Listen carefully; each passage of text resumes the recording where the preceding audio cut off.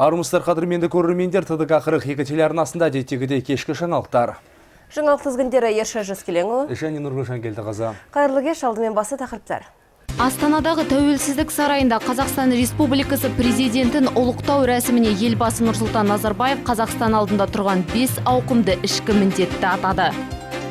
Батыс Қазақстан облысының орман шаруашылығының мамандары өлкемізді жасылдандыру жұмыстарын бастап кетті. Ақжайық ауданы Чапай ауылының тұрғыны Қаматай Сарыбөпеев 19 жасында майданға аттанған ұлы отан соғысының ардагері. Батыр атамыз туралы сәлден соң.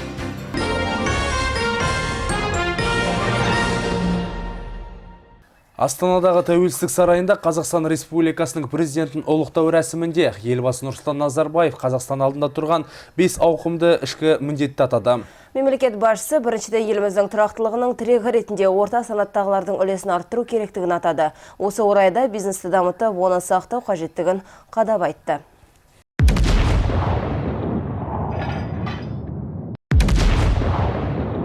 Бес жылдық биліктің символ ретінде атылған 5 оқтан соң президент 5 мақсатын ортаға салды. Елбасының сөзінше білім беру жүйесі мен денсаулық сақтау жүйесі еуропалық елдердің стандарттарына сай дамитын болады. Ал мемлекеттік аппарат едәуір ықшамдалып, мемлекеттік емес секторға көптеген құзырет көшетін болады.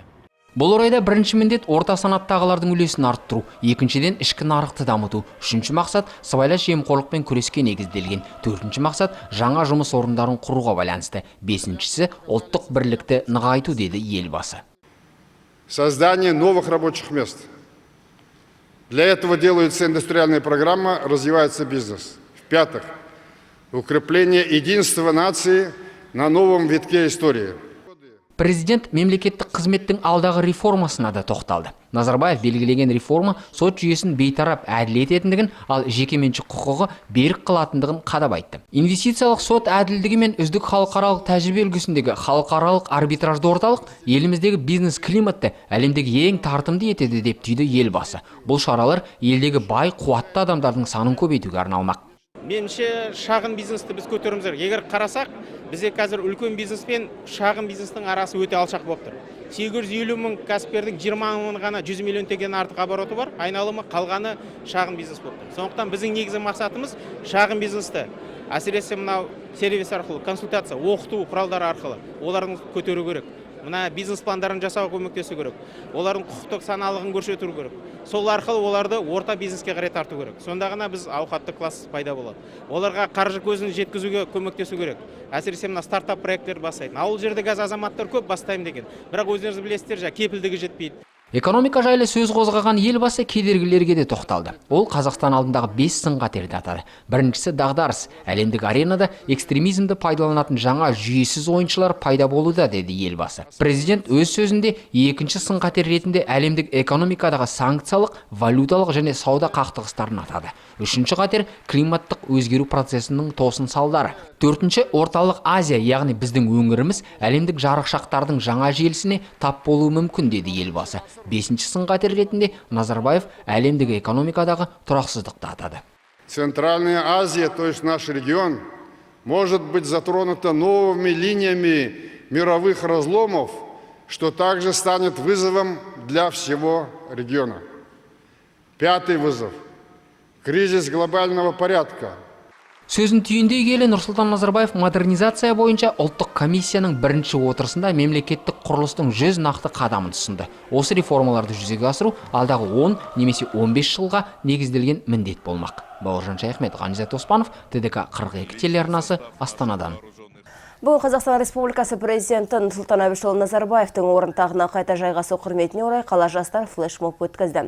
Олар елбасы сайлаудағы жеңісімен құттықтап, лебіздерін үдірлеп шар арқылы көкке ұшырды. Сондай-ақ Назарбаевтың стратегиясының орындалуы жолында аянбай тер төгуге сөз беріп, болашақтың жарқын болуы үшін құрылған жоспарды қолдайтындарын білдірді. Айта кетейік, мемлекет басшысының лауазымын атқаруына кірісу рәсіміне байланысты қазір аймақта осындай шаралар жалғасып жатыр.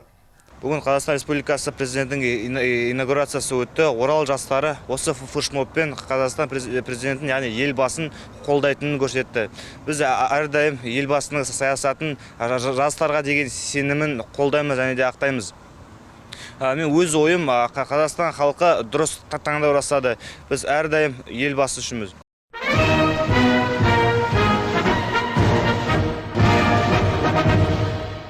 Ұлы Отан соғысының тарихында аттары аңызға айналған тұлғалар көп деп саналады. Олардың ерлігі келешек ұрпаққа шексіз үлгі. Солардың бірі бүгінгі көзі тірі көнекөз ардагер Ақжайық ауданы Чапай ауылының тұрғыны Қаматай Сарбупиев атамыз. 19 жасқа толмаған шағында 1944 жылы сұрапыл соғысқа аттанып, кейін қатты жараланып, абырой болғанда Майдан дадасынан елге аман оралады. Қанды қырғына жаяу әскер қатарында бола жүріп, елді жау қолына бермеу үшін күрескен майдангер қарияның сырлы әңгімесіне қанып қайтқан Ақбота Болатқызының әңгімесіне толығырақ. Ақжайық ауданы Чапай ауылының тумасы майдангер Қаматай Сарбупиев 1925 жылы сәуірдің 20 жұлдызында дүниеге келген. Қаматай ата 19 жасқа толар-толмас шағында ел қатарлы әскер қатарына алынып, бірақ көп ұзамай өрімдей жігіт 1944 жылдың қараша айында елді тұмшалаған сұм соғыс майданына кідірместен араласып кетеді. Соғыс жылдары ардагер Мәскеуді қорғап, Польшаның Варшава қаласында ұрыс майданында қатардағы жаяу әскер қызметінде болады. Осы ауданнан соғыс уақытында 44 жылдың күзінде осы военкоматтан Орал арқылы армияға алындым. 44 жылы. Сосын Орынбор ғой қазір егөгінде Шықалов деп еді. Сол Орынбордағы бір военный соғысқа аттандыратын әзірлейтін шәстіге военный соғында болып, бір ай сонда жүріп, мылтық атуды үйретіп, содан соң 44-тің ноябрінде соғысқа аттандырды біздерді. Сол ноябрьде аттандырғаннан поездбен отырып, неше күн екенін ұмытып қалдым. Декабрьдің басында Польша жерінің бері шетінен соғысқа Польшаға алып барды. Өрім мен өлім белдескен соғыстың көптеген ұрыстарында ерліктің өшпес үлгісін көрсете білген Қаматай Сарбупиев бір ай жарымнан соң аяғынан қатты жараланып, 1945 жылдан 1947 жылға дейін әскери ауруханада жатты. Кейін 1947 жылы елге оралып, ауыр жарақатынан алымай, еңбек жолына бірден араласып кетті. Қария 1945 жылы жеңістің ақ таңын қалай қарсы алғанын қуанышпен қатарласқан мұңлы жанармен еске алып, қанды қасапта енді ешкімнің басына бермесін дейді. Ендігі жас ұрпаққа айтарым менің, сол соғыс енді қайталамасын жер жүзінде ондай соғыс. Ол біздің Совет үкіметінен, Кеңес үкіметінің көп адам жойылып кетті ғой, 25 миллион дейді, 30 миллион дейді, әйтеуір. Енді ондай соғыс басқа бермесін, ал біз Қазақстан болдық, ел болдық.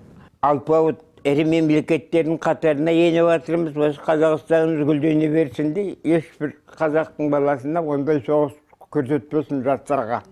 Көпті көріп, небір қиыншылықтарды бастан кешірген 90 жастағы Қаматай ата соғыс жылдарынан кейін 35 жыл бойына есепші болып жұмыс атқарған. Ал қазіргі уақытта 3 баласынан 6 немере, 7 шөбере сүйіп отырған жайы бар. Ендеше ардагеріміздің ұлы жеңістің 70 жылдығын аман сау қарсы алуына үлкен тілекшіміз. Ақбота Болатқызы, Нұрлан Кунашев, Александр Грабарев, ТДК 42 телеарнасы.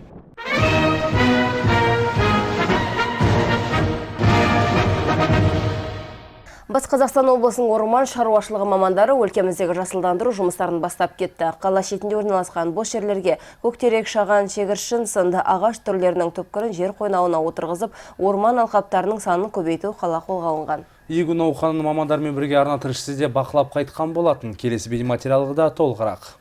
Жыл сайын орман шаруашылығының мамандарымен 50 гектар жерге ағаш төптері отырғызылуы тиіс көрінеді. Осыған орай орман шеберлері күзде егілген ағаштардың қатарына қосымша теректер егіп, олардың популяциясын көбейтуде. Алайда ағыл-тегіл тер төгіліп атқарылған жұмыстардың нәтижесі тек 30-40 жылдан соң көрінеді деп қынжылады мамандар. Былтыр күзде егілген 2014 жылы 40-шы оралым, 14-ші айналымда. Қазір қосымша теректер қосымша егіліп жатыр, терек. Тағы да негізгі жұмысымыз біздің орманды қорғау, табиғатты өрттен, жаңа өз бетімен кесуден. Орал орманшылығында 14 оралым бар. Бір қызығы, өткен жылдың күзінде отырғызылған ағаштарды жабайы қояндар мүжіп, атқарылған жұмыстардың барлығы зая кеткен. Бұндай жағдай бұрын соңды ешқашан орын алған емес деп мәлімдеген мамандар өз таңданыстарында жасырмады. Енді көктем мезгілінде сол бүлінген ағаштардың орнын толтыру қажет. Қазіргі таңда орман шаруашылығының мамандары қала шетіндегі 4 гектар алқап жерге осындай көктерек секілді ағаштардың будақтарын жер қойнауына егуде. Әрине бұндағы басты мақсат өлкеміздегі орман алқаптарының санын көбейтіп, табиғатымызды әртүрлі апаттардан қорғау болып келеді. Әрине өлкеміздегі орман алқаптарының саны көп болса артық етпейді. Экологиямыз тазарады. Соның ішінде ауаны токсинді заттардан тазартуға мол мүмкіндік беретіні хақ. Батыс Қазақстан облысында климатына қолайлы бейімделген негізгі ағаш түрлері терек және қарағаш ағаштары. Олар жылда сол қарағаш және көктеректен тұқымдар жиналып, сол біздің тұқымбақта өсіріледі. Сол тұқымбақтан өсірілгеннен кейін осылай посадкеге отырғызу жұмыстарына жұмсалады. Яғни ол ағаш тұқым түрлері біздің климатқа жақсы бейімделген, тез өсетін ағаш тұқымдастарының бірі болып келеді. Алдағы күндері орман шаруашылығының қызметкерлері 4 гектар жерге 3000-нан астам көктеректің төптерін отырғызулары жоспарланған. Ол үшін алдағы жаздың құрғамай жаңбырлы болғаны қажет. Саидбасар, Алтынбек Майкенов, Рустам Жұмаш, ТДК 42 телеарнасы. Кеше кешкі сағат жетілер шамасында Орал қаласының Иван Сусалин көшесіндегі номері 18-ші үйде заңсыз бағалы түсті металдарды қабылдаған мекеме анықталды. Бұл туралы Батыс Қазақстан облысы мемлекеттік кірістер департаментінің қызметкерлері мәлімдеп отыр.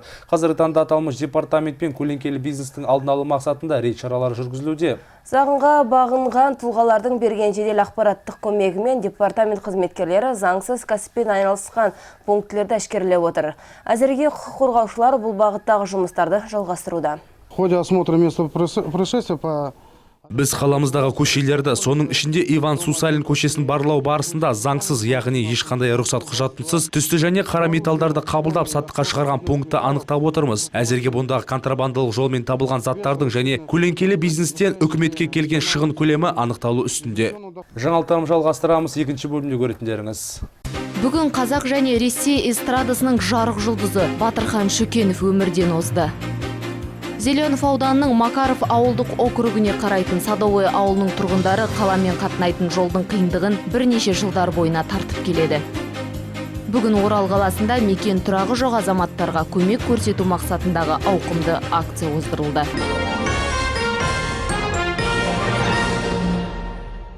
Қазақ эстрадасы жарық жұлдыздарының бірінен айырылды. 29 сәуірге қараған түні танымал әнші Батырхан Шүкенов 53 жасында Мәскеу қаласындағы пәтерінде жүрек талмасынан қайтыс болды. Ол өнер жолын саксофоншы міндетінен бастап 1988 жылы достарымен бірлесіп А-студио тобын құрып, оның солисті мен фономенті атанған болатын. Әнші мен аталмыш ансамбль Қазақстан мен өзге елдерге Джулия, Махаббат сарбазы, осынау шуақты жас күндері, сүйікті емес, туған жер және басқа әндерімен, хиттермен танымал болатын. Дарынды өнерпаздардың қалың тыңдарман жүрегінен орын алған шығармаларынан 6 күй табаққа енгізілген. Батырхан Шүкенов туған жерінде жерленетін болады. Жаназасымен қоштасу Алматы қаласында 1 мамыр күні өткізіледі деп жоспарлануда. Қайғылы жайтқа байланысты отбасы мен жақын жуықтарына арнамыздың атынан көңіл айтып, назарларыңызға оның өміріндегі соңғы бейне жазбалардың бірінен үзінді ұсынамыз. Дорогие друзья, в мае этого года состоятся мои сольные концерты в Казахстане. 25 мая Астана, 29-30 мая город Алмата. Приходите, для вас прозвучат новые песни и те песни, которые уже вам полюбились. Удачи вам, счастья, всего самого доброго. Ваш Батыр. Батырды еске алуға арналған концерттер бүкіл Қазақстан бойынша өткізіледі. Бұл туралы мәдениет министрлігі хабарлап отыр. Шүкеновтың қазасы туралы А-студия тобының әншісі Кетти Тапури айтты. Алдын ала мәліметтер бойынша өнерпаз жүрек талмасынан қайтыс болған. Тапури өзінің парақшасында әншінің суреті мен жанын жанатқа болсын деген сөзімен қосын жариялады. Инстаграм әлеуметтік желісінде әншінің қазынасына қайғырып, көңіл айтушыларға арналған парақша ашылды. Онда әншінің әріптестері, достары, тыңдарман қауымы өз көңілдерін білдіруде. Батырхан Шүкенов, это, конечно, для нас огромная потеря. Бұл біз үшін үлкен қайғы. Ол керемет сазгер, бастысы жақсы адам болатын. Ол шығармашылығында өртенді. Менің ойымша, біз жақсы араласқанбыз. Ол тіпті один в один хабарындағы шығармашылығын маған салып тұратын. Ұялы телефонымда бар. Ол біздің жадымызда сақталады.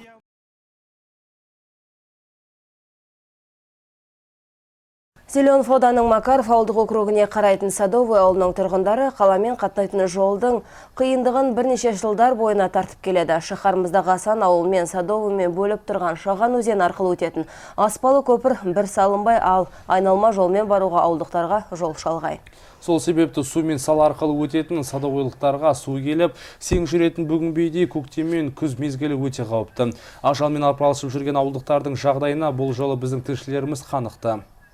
Шаған өзенінің бойындағы Садовый ауылында бүгінде 1000-ға тарта қауым бар. Олар қыста мұздың үстінде, ал жылдың қалған 3 мезгілінде күннің осындай жауыны мен дауылында қалаға қатынауға немесе қалаға келсе арғарай ауылына баруына, паромға отыруларына тура келеді. Себебі ауылға арнайы көлік жоқ, бар көлік белгілі бір уақытпен Макаров ауылынан жүреді. Онда да жолданалар толып келе жатқан қоғамдық көлікке сыйғаны мінеді, ал сыймағаны жол азабын тартып қиналып жүреді. Оқушы 2 студенті бар, 1 оқушысы бар. Мынандай ағашты көтеріп келіп, сол кезде сені шақыру керек еді. Сол ағаш қойып, содан өткіземіз. Ағашпенен өткіземіз сөйтіп, тақтай қойып, ағаш қойып, үйден 1-2 кісі барып, өздеріміз провожать етеміз. Амал жоқ, қайтеміз енді. Ауыл әкімі де, аудан әкімі де, Нұр Отанда бәрі де біледі. Қазір бұл проблема 2003-тен бері айтылып келе жатырған жылына. Қазір міне жылына 2 мәртеден келесіңдер сіздер, снимать етесіңдер. Арғы осын телевизорды әкімшіліктер басқалардың бәрі көріп отырады да, бұған қандай жауап айтатынын, не қылатынын олар біледі. Оның үшін Соңғы 4 жылдың төңірегінде кісі басына 25 теңгеден ақы алып, еңбегіне күніне 3000 адамды арғы бергі жағалауға салмен тасымалдап жүрген қайық жүргізушісіне микрофон ұсынып, қызметінің қаншалықты қауіптілігін түсіндік. Қайғылы жағдайлар болған рас, ол трос үзіліп кетіп, талай адам суға кетіп қалды. Жүзіп өлмей балалар ойнап, бір-біріне итеріп қалған жағдайлар да болды, суға түсіп кетіп болса. Ол ақысында тұрған ештеңе жоқ, ол ақысы кім қалай береді? Негізі 25 деп қойдық, олдан өсіреміз, олдан көтереміз, ешқандай не жоқ, ол бұрыннан келе жатырған несі.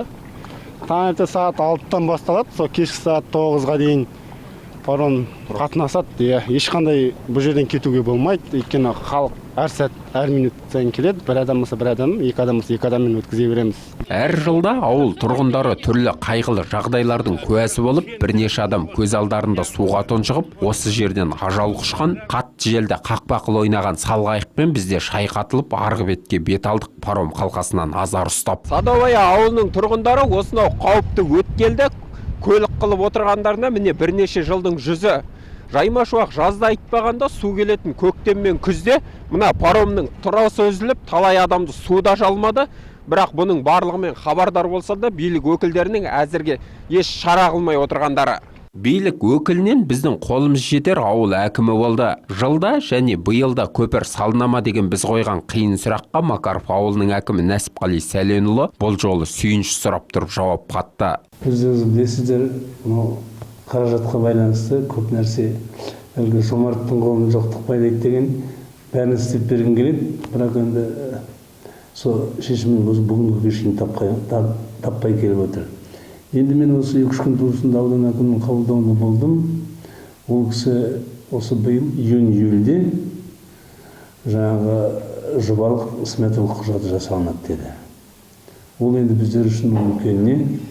Егер ол жаңағы сметный документация жасалынса, ол уақытта ол кем дегенде келесі жылы, оның арғы жылы ол жаңағы аспалы көпірді орнату қолға алынады деген сөз. Емен жарқын әкім сөзінен ұғынғаным әйтеуір сеңнің қозғалғаны. Білсеңіз, біздің айтып отырған бұл сеңіміз жылда көктемеде жүрер, халыққа қауіп төндірер өзеннің сеңі емес. Көп жылдар кезегін күткен игі істің сеңі, біздің тілеуіміз сол жұмысқа жауапты орындар дұрыстап жақын арада кіріссе еді. Жандос Хамза, Нұрлан Конашев, Рустам Жұмашев, ТДК телеарнасы. Бүгінде аймағымыздағы Ақжайық ауданы тіршілік көзі ауыз сумен 60-70%-ға қамтылып отыр. Мәселен, өткен жылы Ақбұлақ бағдарламасы арқылы Жаңабұлақ, Ақжол, Сарытоғай және Сарман ауылдық округтеріне ауыз су тартылып үлгерген екен. Дегенмен әлі де су мәселесі қиынға соғып отырған шағын ауылдар жоқ емес. Мәселен, Сайқұлық ауылының қазіргі күнге дейін жерасты су көздерін таба алмай отырған болса, Жамбыл, Үштөбе, Бітік және Бейтлеу сынды шағын ауылдарда таза су нәрімен қамтылмай келеді. Келешекте аталған елді мекендерге су жеткізу мәселесі қолға алынбақ дейді аудан әкімі. Тіпті облыстық құрылыс басқармасы су жеткізу жайы қарастырылып жатырған көрінеді. болашақта сол ауылға су жеткізу бағытында біз жұмыстанып жатырмыз.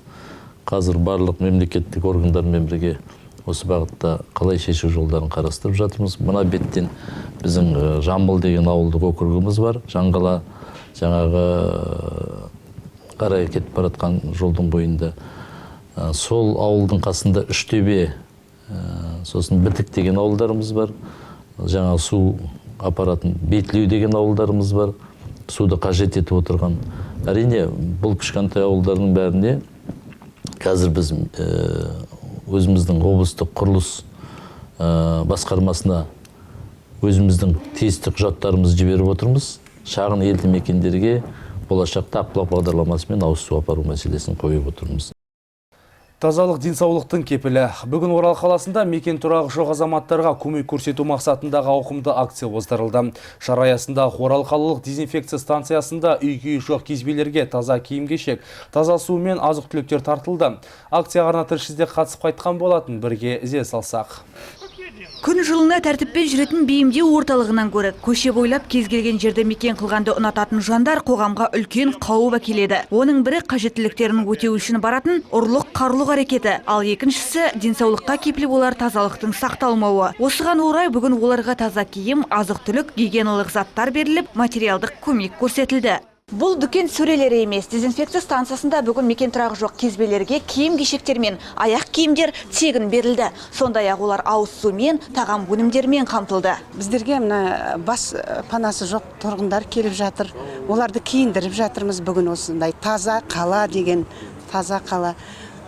Мына өлшеніп сататын дүкендер біздерге киім беріп жатыр, спонсор болып.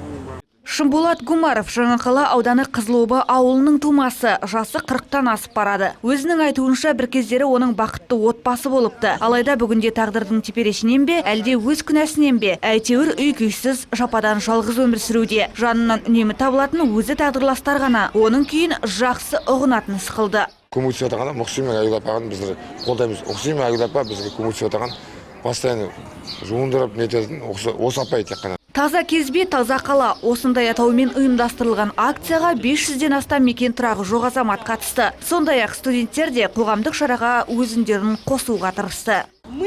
Чистый город! За чистый город! Мы будем чистыми! Алда жас түрлі жұқпалардың қозатын уақыты. Осы кезеңде санитарлық жағдайды қалыпты ұстау үшін әр азаматтың гигиеналық тазалығы маңызды. Сол себепті бүгінгі акция қоғамның назарын өзіне аудартқалы отыр. Сауда орталықтарының қолдауымен өткен акцияны Ағота отбасы орталығы мен қала әкімдігі дезинфекция станциясы бірлесе ұйымдастырып отыр. Эльмира Рахмешева, Айболат Жақпар, Александр Гравриев, ТДК 42 телеарнасы. Шаһарымыздағы қазақ драма театрында қалалық танцевальный калейдоскоп атты хореографиялық фестиваль өз бастауын алды. Ұйымдастырушылардың айтуынша бұл шара халықаралық би күніне орайластырылып отырған көрінеді. Жеңіс тұғырынан көрінуге 300-ден аса бишілер қатысып өз бақтарын сынаған болатын. Толығырақ тілші бейнематериалында. Би жанашырларының пайымдауынша танцевальный калейдоскоп фестивалі жылдан жылға қарқынды дамып, байқауға қатысушылардың да қызығы артып келеді. 2 күнге созылған фестивальге келген көрерменнің санында шек болмады. Олар үміткерлерге қолдау көрсете білсе, жас бишілер өздерінің ерекше киімдерімен әділқазыларды таңғалдырды. Батыс Қазақстан облысының бүкіл талантты да тәрбиелі біздің бишілеріміз қатысып жатырмыз.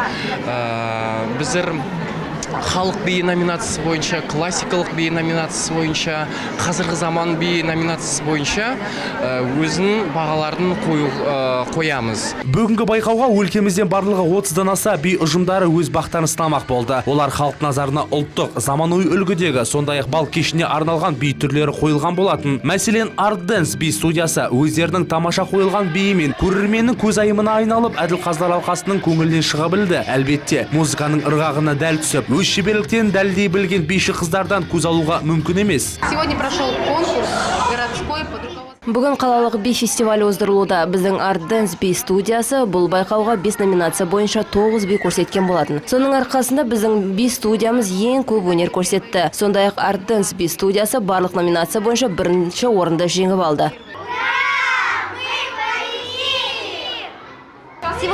Бүгінгі байқауда біз ирландық биді биледік. Соның арқасында бірінші орынды жеңіп алған болатынбыз. Әдеттегідей байқау соңында жеңімпаздар бағалы сыйлықтар және дипломдармен марапатталса, би ұжымдарының жетекшілері арнайы кубок иесі атанды. Саидбасар Алтынбек Майкенов, Рустам Жұмашев, ТДК 42 телеарнасы. Бүгін қаламыздағы экономика және ақпараттық технология колледжінің базасында жұмыс берушілер күні шарасы ұйымдастырылды. Шара мақсаты аталмыш оқу орын түлектерін кәсіби маман иесіне бейімделіп отырып, олардың болашағын мамандықтарын сай жұмыспен қамтамасыз ету. Ал ұйымдастырушылардың колледж жанынан құрылған кәсіптік бағдар беру орталығы өткізілген шараға бизнес және әлеуметтік мекемелердің басшылары мен өндірістік сала мамандары қатысты. Үш жақты ынтымақтастық келісімге қол қойылды.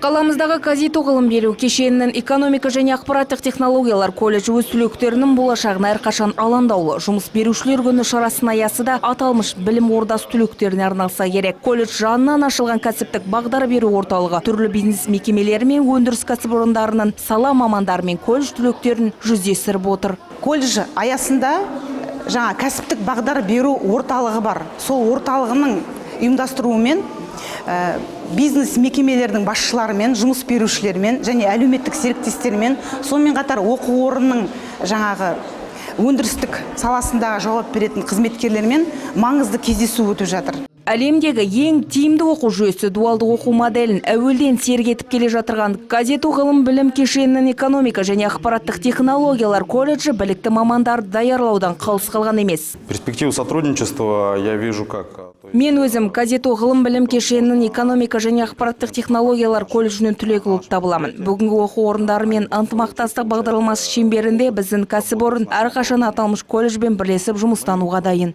Биылғы жылы экономика және ақпараттық технология колледжі қабырғасынан 700-ге жуық бітіруші түлек ұшпақ. Бұл түлектер аталмыш колледждің біліктілігі мен жауапкершілігі қатар ұшталған оқытушылардың арқасында бір маман иелері атанары сөзсіз.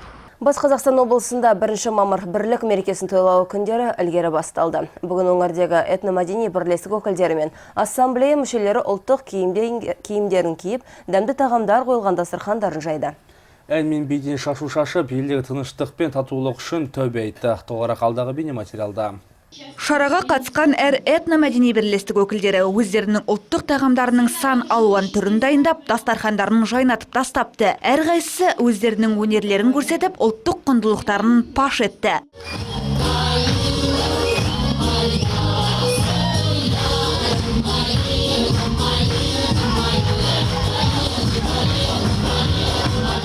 Бірлік күні бір күндік мереке емес, еліміздің ертеңі жарқын болу үшін ынтымақ пен бейбітшіліктің үлгісі күнделікті тірлігіміздің көрінісіне айналған дейді олар.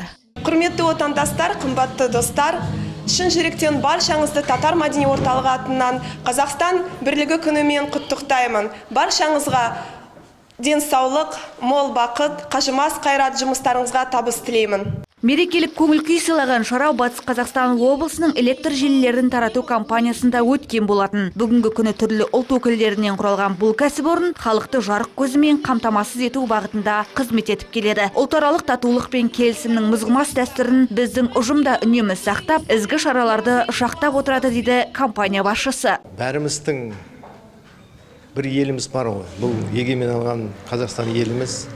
Бәріміздің басты байлығымыз бұл тәуелсіздік қой.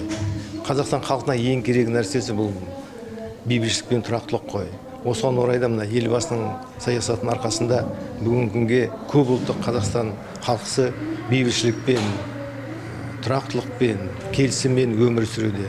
Бүгінде мінекей мына 1 мамырдың алдындағы Батыс Қазақстан электр желісі тарату компаниясының салтанатты кешін өткізіп отырмыз. Біздің мемлекетте әр халықтың өз салт дәстүрін сақтап қалуына жағдай бар. Тіліміз бен дінімізді қолдануға да ешкім шектеу қоймайды. Сондықтан Қазақстан жұмақ мекен емей немене дейді, ән мен биден шашу шашып, жүздерінде нұр ойнаған ассамблея мүшелері. Эльмира Рахмешева, Айболат Жақпар, Александр Гравриев, ТДК 42 телеарнасы. Құрметті көрермендер, арна тілшілерінің дайындаған жаңалықтар легі осындай болды. Қадірменді ағайын, осы және өзге де жаңалықтарымызды сіз әрдайымда www.tdk42.kz сайтынан көре аласыздар. Келесі кездескенше сау, аман болайық.